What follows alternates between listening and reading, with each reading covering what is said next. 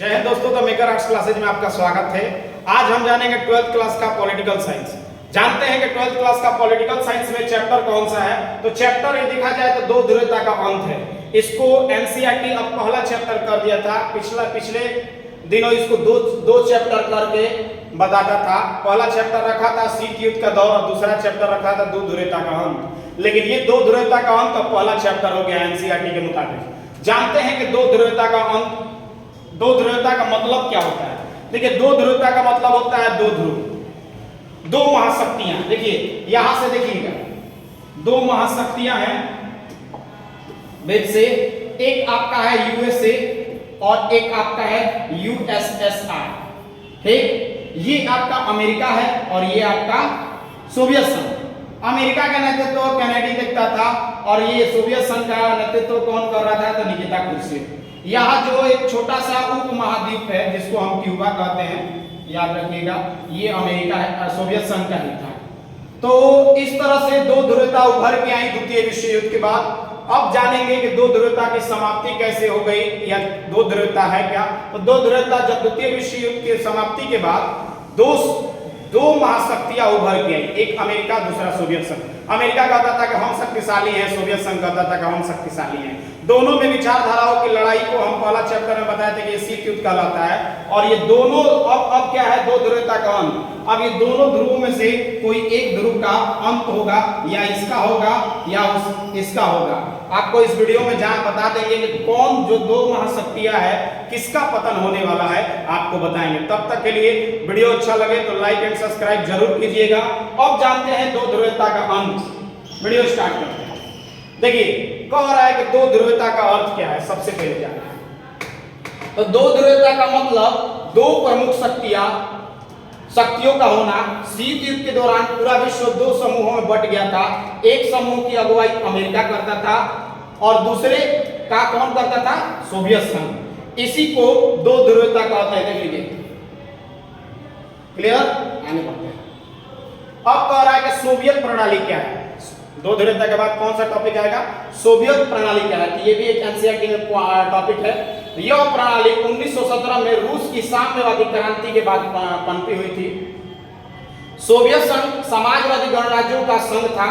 Soviet संघ समाजवादी गणराज्यों का संघ था। यह दुनिया का सबसे बड़ा देश था, याद रखिएगा, सोवियत संघ दुनिया का सबसे बड़ा देश था। यह क्रांति पूंजीवादी व्यवस्था के विरुद्ध हुआ था। पूंजीवादी व्यवस्था के विरुद्ध का मतलब अमेरिका के विरुद्ध हुआ था।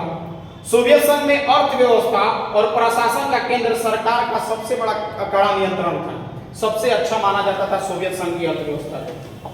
जानेंगे, अब जानते हैं सोवियत प्रणाली की मुख्य विशेषताएं कौन कौन सी है। तो सबसे पहले जानेंगे, ये भी टॉपिक अच्छा है, ये 2016-17 में क्वेश्चन पूछा है कि सोवियत प्रणाली की मुख्य विशेषता बताइए। तो देखिए, सोवियत प्रणाली होता क्या है आपको बता दिए, सोवियत प्रणाली। अब इसकी मुख्य विशेषता बताइए। देखिए, इसमें पहला पॉइंट था एक दलीय शासन व्यवस्था, किसी एक पार्टी का होगा। दूसरा क्या है, अच्छी अर्थव्यवस्था। अर्थव्यवस्था भी बहुत अच्छा था सोवियत प्रणाली का।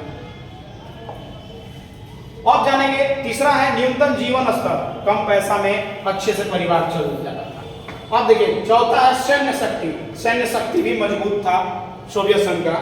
आने जाते हैं। अब देखिए, पांचवा है उन्नत संचार प्रणाली, जो भी टेक्नोलॉजी थी बहुत अच्छी थी। घरेलू उपभोक्ता उद्योग भी बहुत अच्छे थे। सातवां है सभी को रोजगार देने के लिए भी अवसर था। लेकिन जानना है कि किसका पतन हुआ था, या सोवियत संघ का हुआ था या अमेरिका का हुआ था। समझ रहे हैं, ये अभी विशेषता सोवियत संघ का बता रहा है। अब जानेंगे सोवियत प्रणाली के मुख्य देश, दोष। आप विशेषता को जान गए, अब दोष को जानना है। देखिए, नौकरशाही सत्तावादी प्रणाली। यहाँ देखिए, एक आदमी काम कर रहा है, 1000 आदमी देखकर चारों तरफ से इसके ऊपर घेरे हुए हैं, काम देख रहे हैं। तो ये एक प्रणाली था, सोवियत संघ का एक मुख्य दोष था। दूसरा है लोकतंत्र की कमी। यहाँ जनता के द्वारा जनता के लिए नहीं था, जनता के लिए श्राप था यहाँ पर। इसी के चलते आपको जब दोष आ गया तो समझ लीजिए इसका पतन होने वाला है।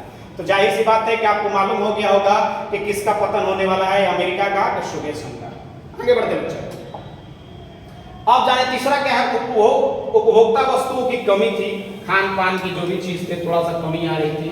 उसके बाद महंगे सैन्य खर्चे थे जिसके वजह से थोड़ा सा दिक्कत आ रहा था। आगे बढ़ते हैं। कम्युनिस्ट पार्टी का दबदबा आ गया, किसी एक पार्टी का दबदबा आ गया। भ्रष्टाचार का होना, टेबल के ऊपर से टेबल के नीचे से, यह भी था अगर देश को चलाना है तो भ्रष्टाचार को मिटाना पड़ेगा। अगर जिस देश में भ्रष्टाचार ज्यादा है उसका पतन एक ना एक दिन होने वाला है। आगे बढ़ते हैं। संसाधनों का दुरुपयोग था, बिना मतलब के हथियार और मिसाइल दागिएगा तो क्या होगा। अब देखिए, पश्चिमी देशों के मुकाबले पीछे रह जाना, पश्चिमी देशों का मतलब अमेरिका के मुकाबले इसको पीछे रह जाना। अमेरिका विकसित कर रहा है, ये विकसित नहीं कर रहा था, जिसके कारण सोवियत संघ का पतन हो गया। आगे बढ़ते हैं। अब देखिए, सोवियत संघ कितने देशों से मिलकर बना था, तो आपको बता दें, ये भी इंपॉर्टेंट है। सोवियत संघ कितने देशों से मिलकर बना था, तो आप ये सारा यहाँ पर देश बता दिए हैं। अब बता रहे हैं टॉपिक, सोवियत संघ 15 सोवियत समाजवादी गणराज्यों से मिलकर बना था, जिसमें से सबसे बड़ा गणराज्य रूस था। भारत का मित्र कहा जाता है रूस को, आज रूस कहा जाएगा।